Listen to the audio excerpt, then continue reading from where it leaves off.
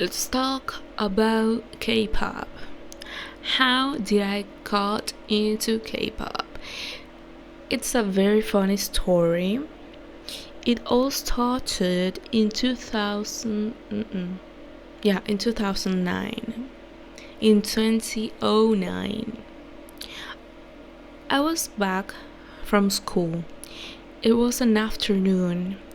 I was watching my regular AMVs, which were videos of anime that were fan made, that had interesting music background.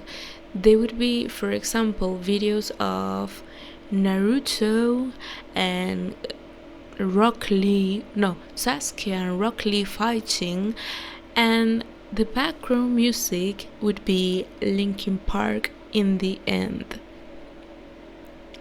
It's a very interesting choice of music.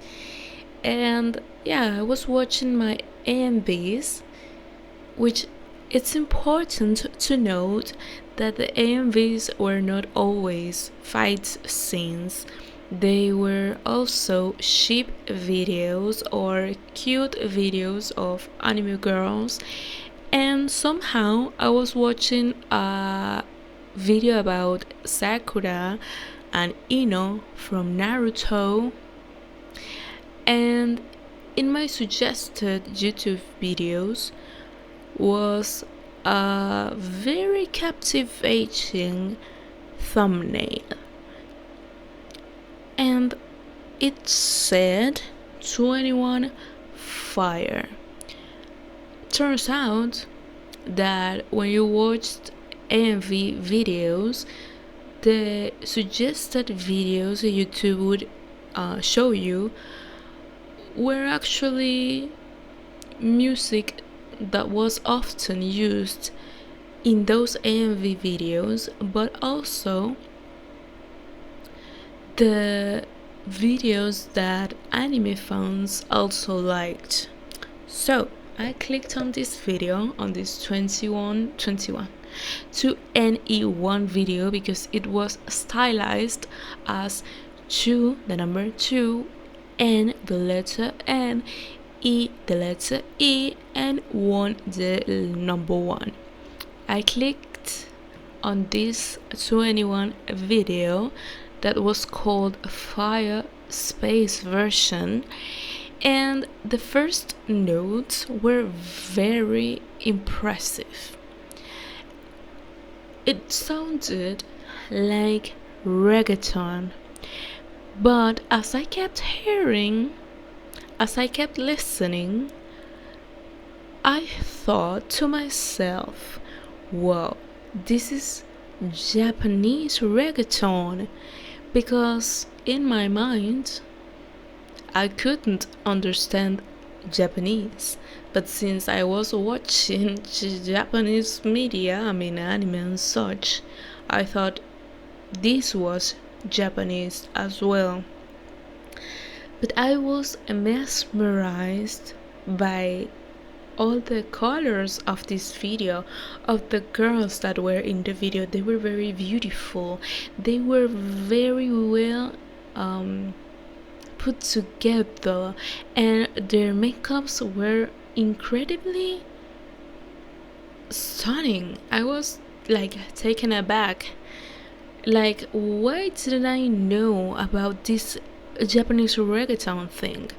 I was a very goth girl, very emo. I loved rock, but somehow I hated reggaeton, and somehow I thought, maybe I could do with Japanese reggaeton. Maybe this is why I didn't like reggaeton before. Maybe if I had heard Japanese reggaeton, I could be into it. So I kept watching the suggested videos from 2NE1, and I found out that the letters in the subtitles were different from Japanese. That's when it clicked. like, oh, wait, this language is not exactly Japanese. Let me check. And in fact, that's when I found out they were actually Korean and not Japanese. So I discovered a Pandora's box. I didn't know what to do with this information. I had to know everything about 2NE1. They were very cool. I loved all of their music. I loved all of their music videos, their clothes, their makeup. I wanted to be like them. Like, I needed this. I needed to be them. So what did I do? I used my old friend Google. I used Google to anyone, and I've discovered this type of Wikipedia, which wasn't actually Wikipedia, it was like Wikidrama or something like that. And there they had a list of all of 2NE1's TV appearances. I was taken aback. It was like, oh, you not only have music, but you also have TV shows. What are you, like, perfect? So I checked out the list, and turns out they had a reality show. And back then, even though I was like super goth emo and a rocker girl, I loved pop and pop culture, and I loved watching the Kardashians and the Simple Life and the Osbournes and whatever. So you know what I had to do? Watch 2NE1 TV. But back then, I had TV at my house. I could watch the Kardashians on e-television. I had a TV. I could watch the Osbournes on MTV. I had TV. I could watch anything on VH1, MTV, E Entertainment Television. But 2NE1, I couldn't watch it on my television because I didn't have the Korean channels. I don't think anyone in my country had the Korean channels. So I was blessed to grow up in an era where everything's on the internet. So what did I do? I looked for 2NE1's documentary or reality TV show on the YouTubes. And it was funny because I remember I used to watch anime in YouTube back then. I used to watch a 20-minute episode separated in 3 parts on YouTube, and that's what I did with 2NE1 TV. But it wasn't all that easy because with anime it was more popular and they had Spanish subtitles very easily, but with Korean media, I think back then, like in 2009, 2010, it was really hard to find Spanish subtitles. So I was learning English back then, but somehow I had to learn it quicker because I needed to understand 2NE1. So I did what I could and started watching 2NE1 TV with English subtitles, and somehow getting into Japanese and Korean media made my English better. So yeah, 2NE1 TV was a blessing. I remember all the afternoons getting home from school. After lunch, I would get on my computer and enjoy myself a good old afternoon full of 2NE1 TV episodes. That's when I met Big Bang. And it was awesome because as I got into K-pop, I understood that 2NE1 wasn't the only group out there. So I understand that there could be other girl groups, there were boy groups, but when I saw the boy groups, I didn't like them at all because back then I was a very, let's say, misogynistic could be the word. Like, it was internalized misogyny, because I saw beautiful men dressed up very girly, and I would tell myself like, oh no, they are very girly, this isn't right. And honestly, it is right. They can dress however they want, you know. But back then, since I was a rocker girl, I was more into goth guys, which is kind of weird because rocker guys also dressed more feminine. I mean, they used makeup and such. But I don't know, there was something about these K-pop boys that I did not like. So when I discovered Big Bang, I was like very happy, like, oh my god, finally some masculine K-pop boys. Which honestly, let's be honest, I like G-Dragon, masculine. I mean, he's the most androgynous looking K-pop idol, I think, and he's the one who pulls it off the best. Like, I don't think there are many masculine K-pop idols, but I was a very I loved a double standard, because yes, I loved my androgynous metal guys, but I hated the androgynous K-pop boys. But at the same time, I loved G-Dragon because he was a rapper, so that maybe made him more masculine. I don't know, it was a mess in my mind. At the end of the day, I ended up liking feminine guys in K-pop, but that's I'm going to tell that story in a bit. So yeah, I discovered Big Bang from 21 TV, and I realized some stuff that I didn't really enjoy. For example, the fact that Park Bom was often bullied by her personal trainer because she used to gain weight more easily than the other girls. Maybe because she was already a 25-year-old woman when she debuted, and maybe all of us have different metabolisms, and the shapes of our bodies are very different from one another. Our body complexes are different. Some people tend to be more skinny and tend to eat a lot but stay on their skinnier side, and also that makes people frustrated because they want to gain muscle weight and they can't. And some people tend to gain weight more easily because of the body complex and metabolism, and even DNA, even genetics. For example, me, I am like that. I am like Park Bom. I drink water and I get fat. Like, it's very hard for me to lose weight, and yeah, it's hard, but you shouldn't shame people for gaining weight. Like, I don't know, there are many factors for weight gain, but whatever. So yeah, my favorites, I have had in 21, all of them have been my biases. Seung was my bias at the beginning because she was like this, she had this image of a bad girl, a baddie, and I loved it. I wanted to be a rapper like her. I used to do my makeup like her.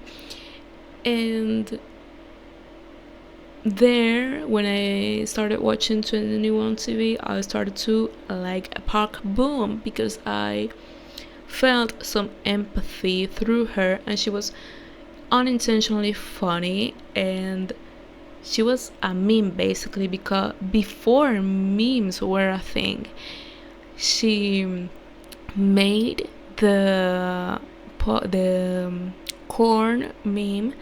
She made the watermelon meme. She was very iconic. And then also in further seasons from 21 TV, I grew fond of Minzy because she debuted at 13 years old, or 14, but still she was a minor, way under the age of of adulthood. And she was so talented, and she was always producing music and writing music, and turns out YG never let her uh, produce any more music, and it was honestly so frustrating. But then she left the group, and then she got into the group again. So when she left the group, I felt disheartened and disappointed. But when she put out a statement, I understood her, and I started to hate YG, which is the company that manages them, and they are the ones we should hate instead of the girls. And I think the last girl that was my bias in 21 was Dara. Let me explain. I will tell you the story of an anti-fan from a fan. When I started to like 21, I was a bit frustrated with Dara. Why? Because I had a friend who usually told me, like, when you like a K-pop group, you should have a bias and you should have someone you hate. Her words, not mine. And she honestly did this to every group, and she would be like so frustrated at some members, and she would tell me like, oh, he doesn't do anything, I don't know why they put him there.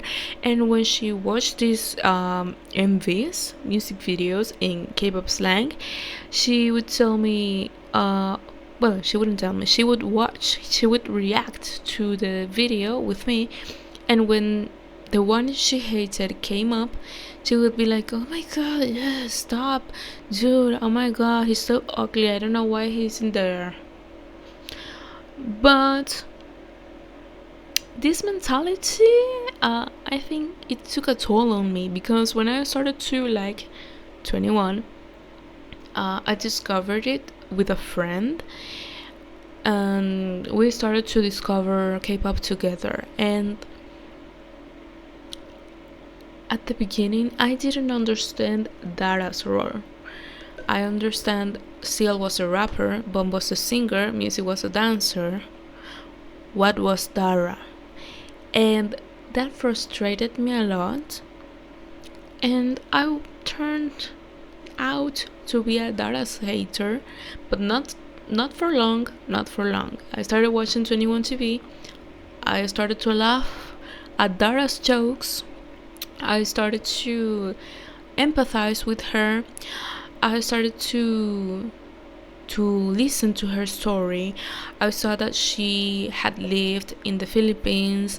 I understood that her father actually left her family. He abandoned her and her mom and her brother, and that she and her family had to start from zero in the Philippines.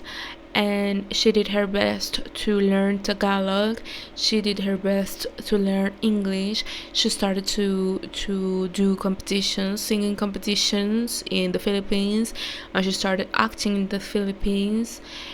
And then YG called her, and she even did some things she didn't want to do because she needed the money. It was not like, oh, I want money, I will do this for money and that will be fun. No, it was because she needed to eat and her family needed to eat. So she did those things, and then finally she could debut in Korea, in her hometown, in her own language. And honestly, all of her story is impressive, and I grew fond of her. I started to empathize with her, and turns out in Korea and in K-pop groups, you could have more than just one singer, more than just one dancer. She was a part of the group because the group were 4 members, 21, 4 letters or 4 symbols, I don't know. And she was part of this 4-member group, and she also was and still is 21's biggest fan. Like, she is the biggest blackjack out there. So I think to this point, like to this time and day, she is my bias because she shows us that you need to work hard. Some people are born with talent. Some people are very good at dancing since they were very young. Some people are very good at singing since they were very, very young. But some people aren't really born with a talent, but they work hard to develop that talent. And she sings very well, she dances very well, she talks very well, she speaks many languages because she's been working hard. So her story is the best, and I love Dara with all my heart. And my friend, she was crazy. She was crazy, but also let's understand that she was 14 years old. We were babies who were just trying to understand life. It's just some things you do when you're 14. And also I have to say this about my friend: she wouldn't leave hate messages to the people she said she hated. She would honestly just criticize the people in her head or with me or with our friend group, but she wouldn't be leaving hate comments here and there. She's not like that. And she's grew up. We are all way older than we were when we used to be like that. So we've matured. Now, let me tell you my story with Big Bang. So, as I told you, I was very hateful and didn't understand feminine K-pop groups. I discovered Big Bang. I loved it because it wasn't a very traditional K-pop group. They, in my mind, they weren't very girly, as I used to say. So I started to stand them, and their music was a bit more hardcore than the regular K-pop groups. They were different, honestly. And back then, YG had a very unique style, while other K-pop groups were all very equal. They were all the same. So I started to stand Big Bang through 21 TV, and Big Bang, turns out, they also had a reality TV show called Big Bang TV. So I did not only watch Big Bang TV, but I also looked for them in the wiki drama stuff, and I discovered they also had many TV show appearances, and I discovered that Big Bang was formed through a survival show. So what did I do? Watch the survival show, and you wouldn't know, you wouldn't guess when did I watch this survival show. And I will tell you right now. It was the Christmas vacations when my family and I would travel to Aruba. This was in the year 2010, I think 2010, 2011. I don't remember really. I don't remember well, but we spent our Christmas in Aruba. And wait, it wasn't Christmas. It was January, but I was in a school back then, so I was basically in my Christmas vacations. So in January we went to Aruba, and of course I enjoyed this trip a lot. I had a lot of fun. I bathed in the beaches of Aruba, and I was very, very, very happy. But when I got to the hotel at night, I would snuggle my little smartphone and I would watch the Big Bang's survival show. I mean, I didn't know a better way to enjoy my vacations than to bathe on the beach in the morning, eat fish pizza in the afternoon, and watch Big Bang's survival show at night. So, first of all, my first impression when I watched the survival show, it was that it was very dated. This was like, I think the show was recorded in 2005, if I'm not mistaken. They were all very young looking, and yeah, they were babies basically. I think they were all minors, and I didn't know there was another guy that was supposed to debut in Big Bang and he didn't do the cut. And I also didn't know that Seungri wasn't really going to debut in Big Bang, and there was something that he did that the YG CEO thought, oh, you know what? Let's put this guy in this band, in this group. At the end of the day, he could be a great fit. I don't know what went through YG's mind, but he took the worst decision ever. I think they could have been better, way better, without Seungri in the group, or maybe with the other guy instead of Seungri, but whatever. I saw that show, I loved that show. I started to rotate biases as I did with 21. My first bias was, of course, T.O.P, because I thought he was the more masculine one. That, while I would simp for guys in rock with very long hair and no birds, which is basically a very feminine feature, and I'm not saying they are girly, I'm saying that I think it's kind of hypocrite from my part, but oh well. Yeah, so I started to love Top because he was tall, he was very masculine, he rapped really well. But then I discovered G-Dragon's talents and I was mesmerized, honestly, and I couldn't look back from there. But I have to make a confession. My biases stayed very stable. Like, I rotated between T.O.P and G-Dragon. I loved GD's androgyny and rapping and fashion style and his confidence at the same time, and at the same time being humble. I honestly loved that.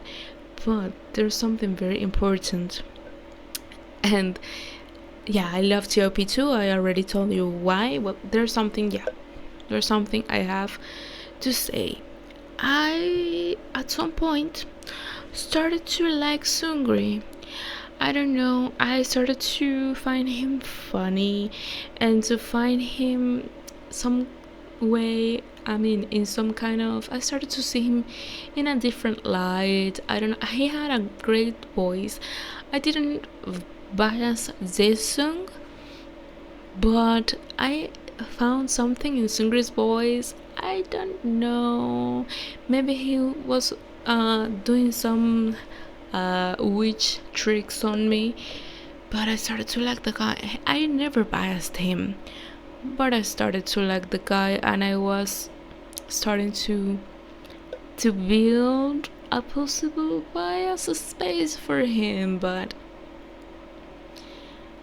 it didn't happen. I was feeling that I was going towards biasing him, but there was something that wasn't letting me bias him. Now I understand what was that. Now I understand that my God was right not to bias him. But there's something very weird, and that is that, as everybody who once biased GD and T.O.P, you would know that it was very usual for people to ship GD and COP. I was one of them. I shipped GD top all day. I loved GD top. However, as seungri started to show up in my mind, as he started to grow on me, I started to ship him with GD, and the ship name was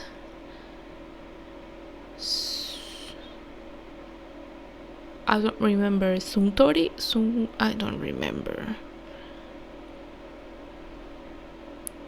Dragon Tori? I think it was something like Dragon Tori. I don't really remember. But Dragon Tori. I don't know. I started to ship seungri with G-Dragon. Pathetic. But you know what's worst? TOP was my on and off bias as well, so I had to put him on the ship too, which was honestly disgusting. I would spend afternoons reading Tumblr confessions, which were web pages that fans used to do on Tumblr, and they would confess their darkest thoughts and fantasies, not made for every kind of public fantasies, if you know what I mean. Like, somebody under the age of 18 shouldn't be reading this kind of stuff online, but there we were. And I'm pretty sure that the person running this Tumblr wasn't even of age, but there were many people putting confessions on there that were really disturbing. But you know what was more disturbing? I did a fanfiction of GD Top and seungri.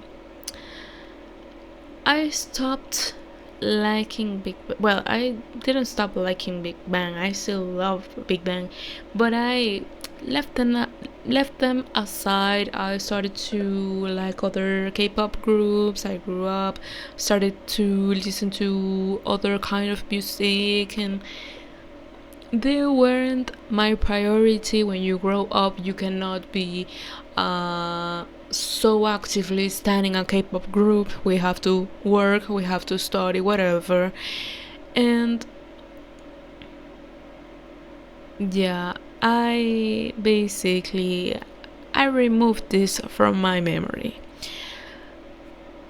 I kept growing and growing, and we get to 2018 maybe, or 2017. I think 2018. We got to 2018 or 29. I don't remember the specific date.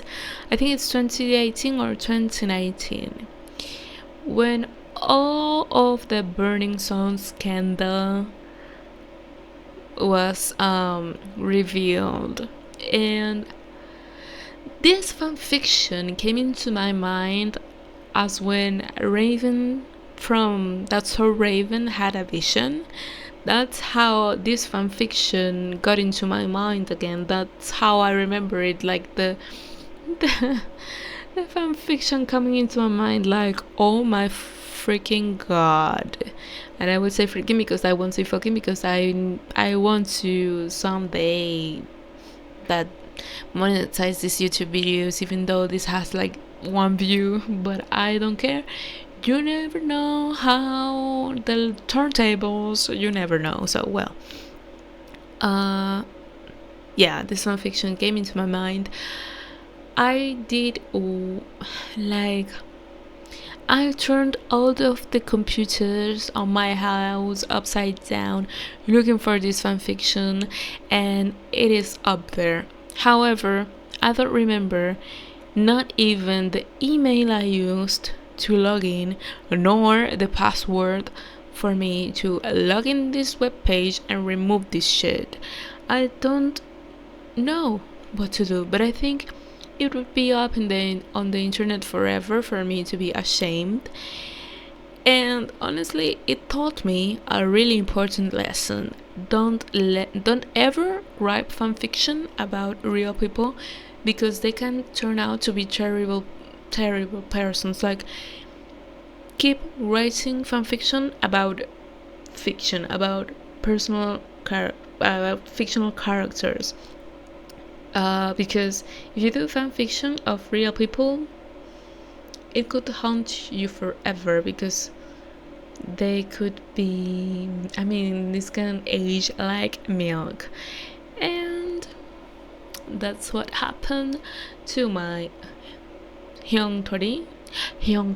I don't remember the ship name, but this is what happened to my fanfiction of Seungri Jidian Tap.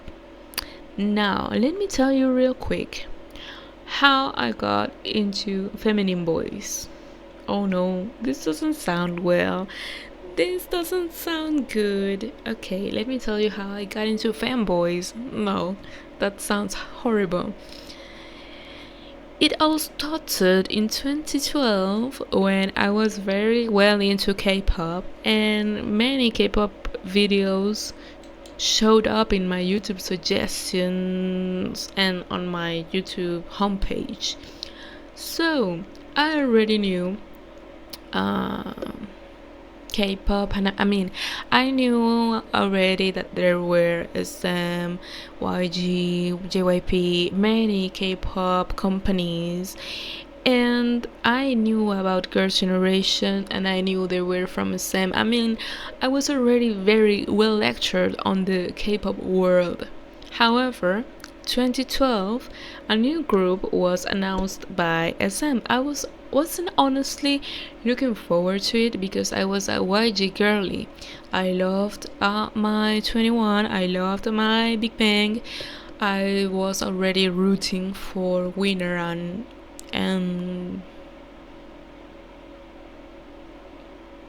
what was the other group? Oh my god, I forgot. The Bobby group. Oh my god, I am blank. I don't remember the name of that group. Winner and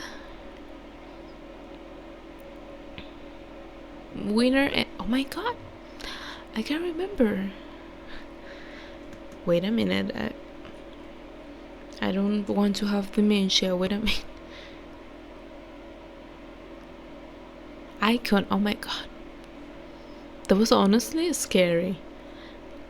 That was scary. Oh my god, iKON. Okay, I was already rooting for Winner and iKON. I watched their reality shows and whatever, and yeah, I wasn't really into SM entertainment. I even hated it at some point.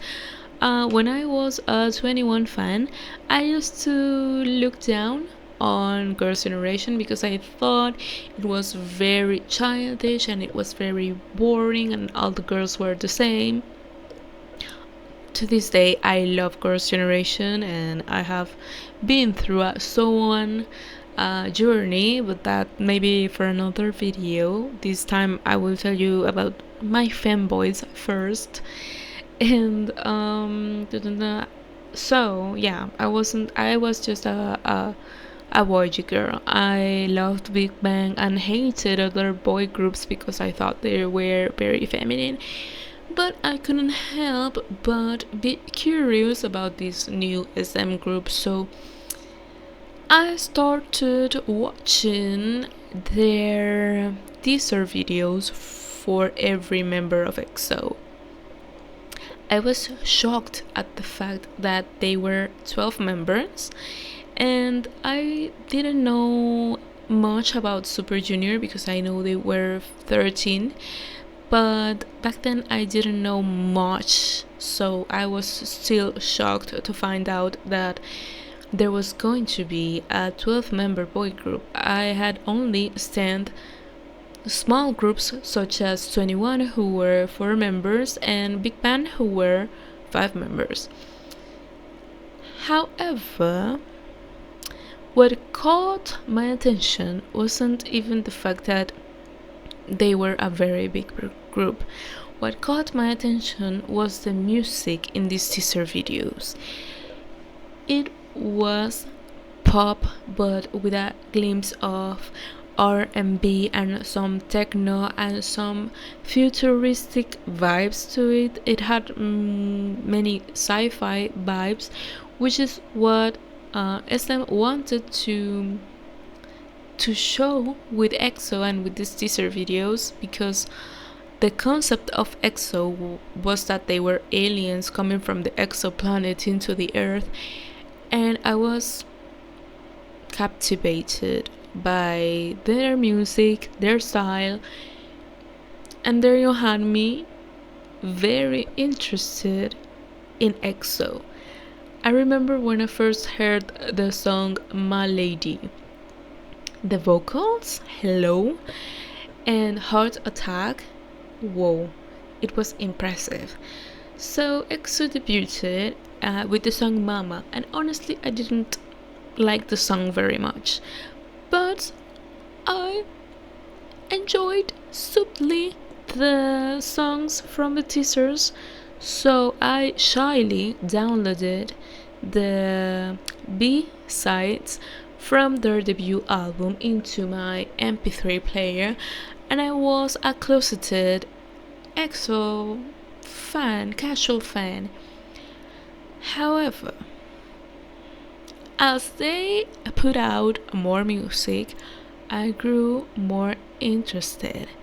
And when they did EXO Showtime, they had me. You know, I had something with reality shows. If a K-pop group did a reality show, I was there.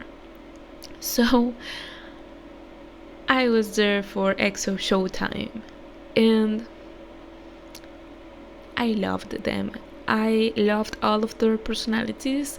Nowadays that 10 years have passed since that time, more than 10 years, more than 10 years since I discovered K-pop. Oh my fucking god.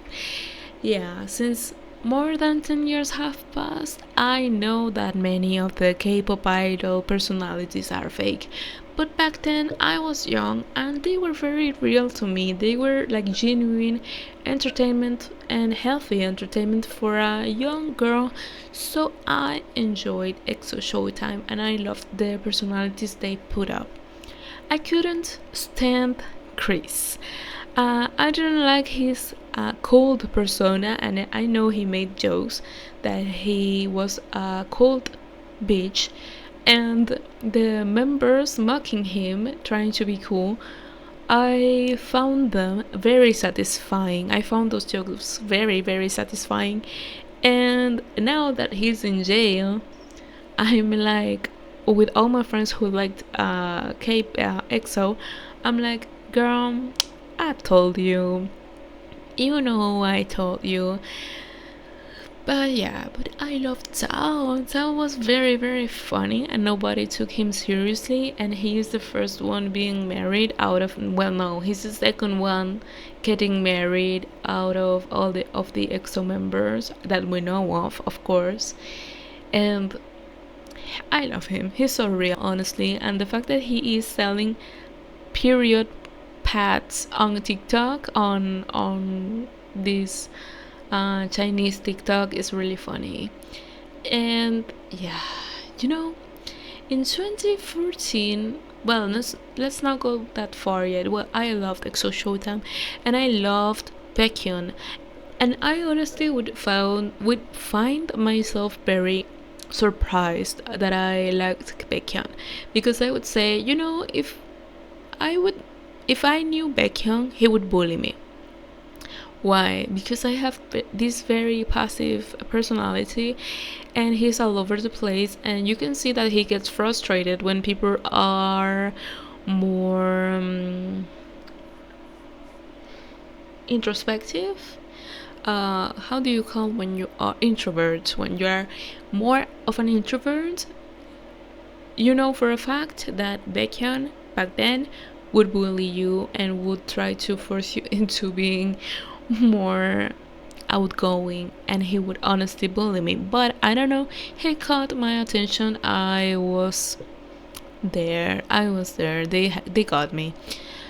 So yeah, and I honestly watched EXO Showtime many times. I watched it in high school, then I got into college, and I studied psychology. I know, we're AF, but I watched EXO Showtime for the second time or the third time during my major, because I wanted to see if I could analyze their personalities. And of course, I did this when I was just starting the major. I was in my second trimester, and I was like, I'm going to analyze these guys.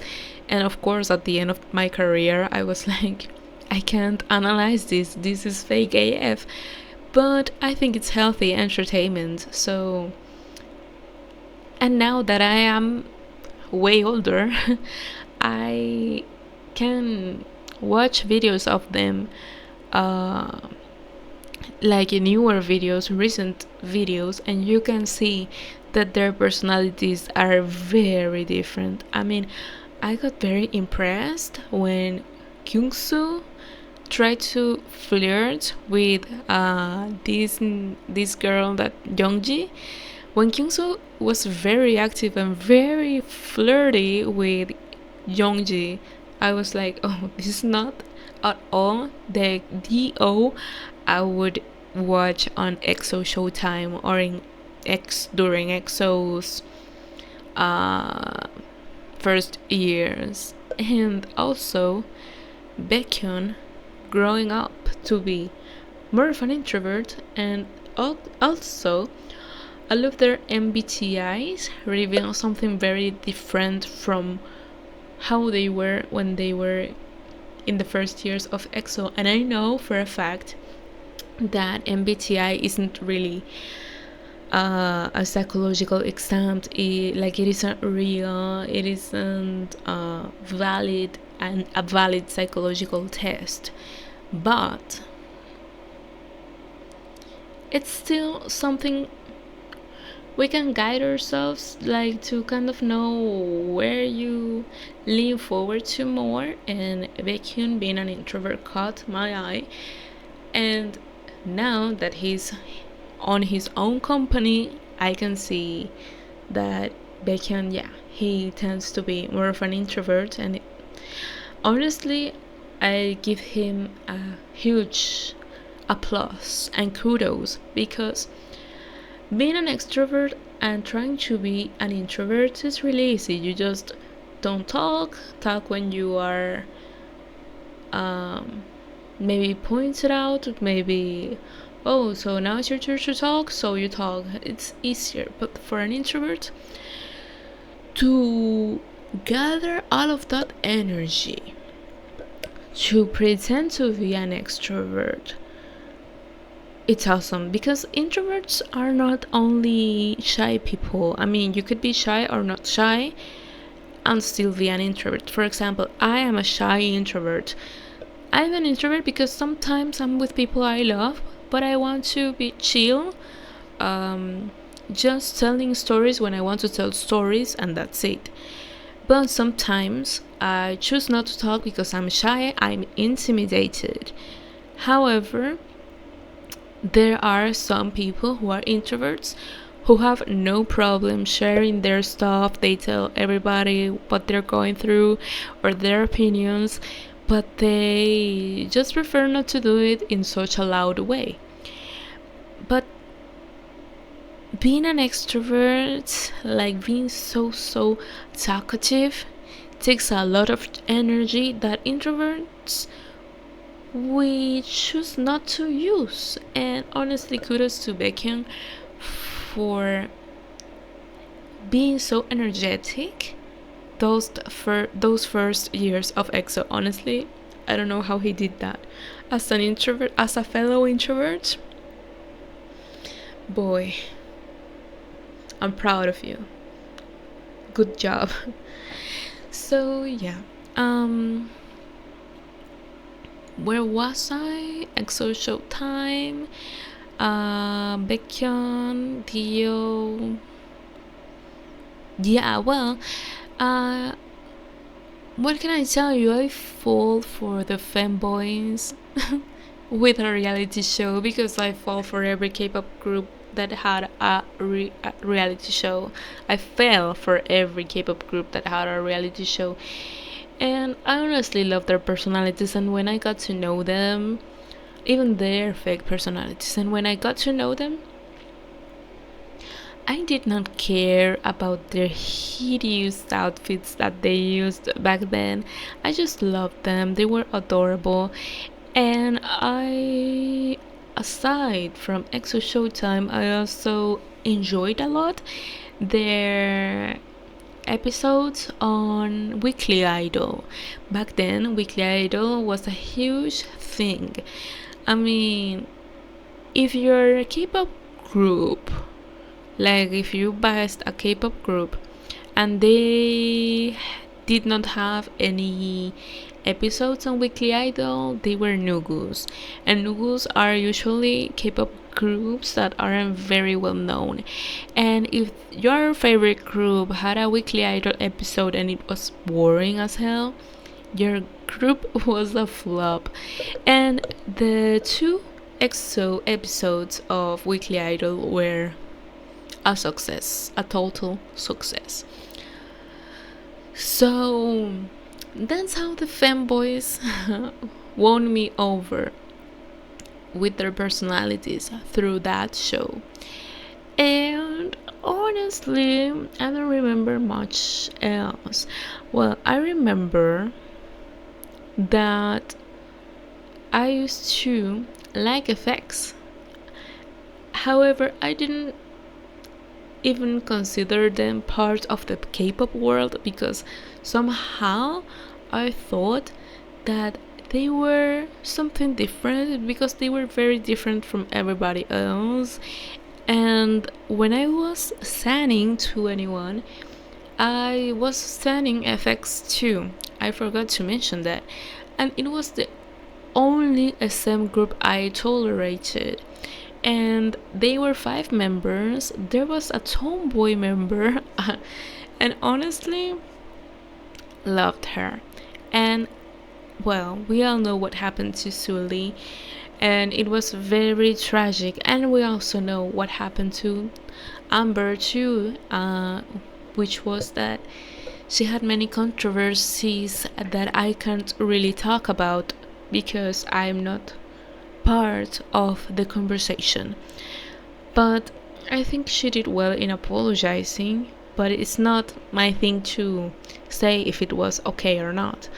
But I really liked her, and I used to watch all her YouTube videos with her friends. And it's a shame that she doesn't do those anymore. I know she's active in China, which is kind of cool, but sometimes Chinese media is hard to access because of all of the censorship and stuff. So many people choose not to watch Chinese shows because you never know when you will be able to watch them again. So yeah, weird.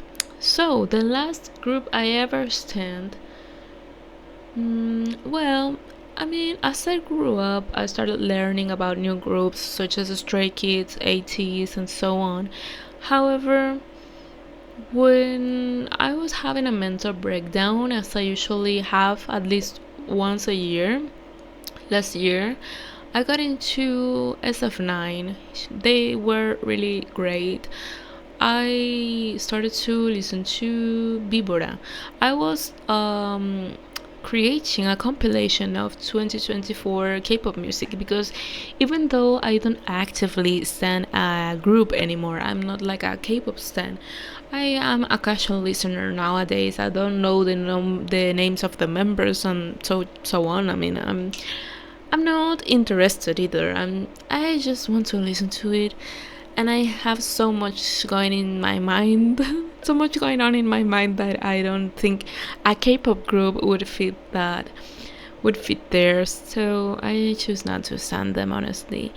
But back then, in January last year, I was making this compilation about 2024 K-pop music just to enjoy, and I've heard about SF9 for the longest time since they debuted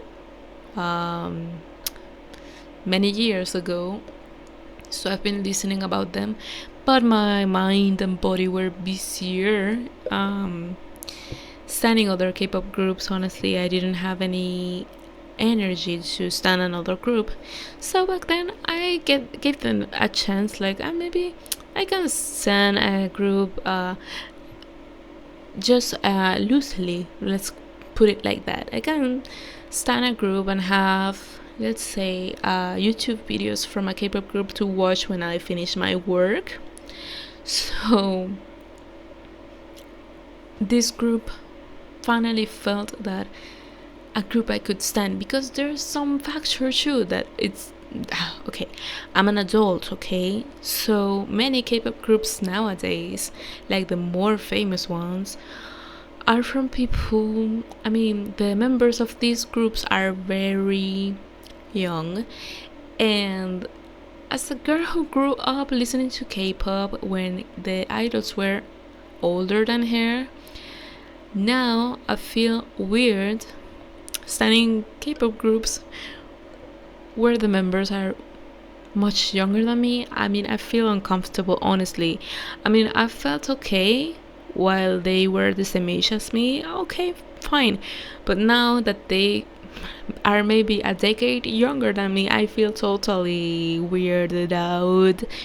So, yeah, when I rediscover SF9, I was like, oh, it would be nice to start a group that already has a trajectory and have an appropriate age for my interest.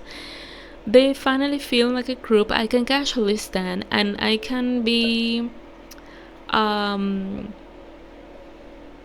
attentive to their stuff. I mean, I can be this is a group I can use when I feel bad. For example, I come home from a very hard day at work. I can think of SF9 and I go to YouTube and watch a YouTube video from them, a vlog, an episode of a TV show from them, and it would be like a motivation booster. Like when I was a teen and I watched K-pop stuff that got my mood up, maybe we could use SF9 for this, and I did that on 2024. In 2024. So yeah, I did that. I love the group. Of course, it's not the same feeling as when you are a teen and you discover a K-pop group. It's not, it's different, but you get to like them, you get to stand them. And my bias, I ended up having a bias, was in song. It was really cool to rediscover K-pop as an adult. However, when I finally started to like the group, some members went to the military and now Suho is gone. And I lost all my interest, even though my bias is in song. I mean, it has no point, honestly, just like standing just one group and being so being so dedicated to your group for the companies to leave a member out. And I don't know, I mean, I don't know how to explain this. I know it's weird. I don't know, maybe this year this year I haven't stand any K-pop group. I mean, I watch all the K-pop news. There's a channel that's called Angelina. She every week uploads K-pop news at least 3 times a week, and honestly, I admire her so much. I have been following her since since her first video. And I follow the news because I want to know the deal and the drill. But honestly, I've lost interest in K-pop. The music is still very good, but even with the new jeans situation, it removes all of my interest in K-pop. All of these troubles like drain your energy, and yeah. Also, I was like this close to stan Rise. However, the thing with Sunghang happened. I loved Rise because they reminded me of young EXO so much, like their vibes and their colors. And but no, I sound NCT as well, but then they added Shotaran and Sungchan, and then they removed them and made a new group. And I was honestly so tired, but then I was really motivated and happy for Rise. And when Rise finally debuted in the first year, they had to remove a member, and it was all a mess. And yeah, it was unfair. But when he finally left the group, sadly, the people were like, no, Rise is 7, Rise is 7. And in all of their contents, there will be people protesting Rise is 7. And they had officially announced that Sunhang left. Why don't you support the other 6 members that don't really, I mean, they can't really do anything. They are just young boys that are doing what they can. But people didn't seem to understand this, and watching Rise content got tiring because even though I have never really interacted much with fandoms, I still wanted to read the comments and wanted to read people's opinions, but being floated with Rise is 7, Rise is 7, it was so tiring. So the same happened to SF9. Where's Suho? Where's Suho? Sadly, Suho is no longer with them. And honestly, all of these mismanagement things got so tiring. And I saw that Rise cancelled a concert, allegedly because of not great sales. So it's hard. And yeah, I think with the last thing that happened in K-pop, which was the W Magazine event that was about breast cancer awareness, and all the K-pop idols were doing anything but being aware of the breast cancer thing. No, I think K-pop is over. I don't think it's over, but I think it's getting into a point where it's becoming irrelevant again. It got a very huge success internationally. First with TVXQ Mirotic, then with Super Junior, Sorry Sorry, then with Science Gangnam Style, and then with BTS and Blackpink, and now with K-pop Demon Hunters. But I really think that it's becoming irrelevant in the West again, because politics here are getting tense and more tense as the years go by, and there are many perspectives that aren't really seen in K-pop, and finally people are noticing things that were left behind because they weren't as global as they are now, and people are realizing many things that they won't let go. They will signal it, and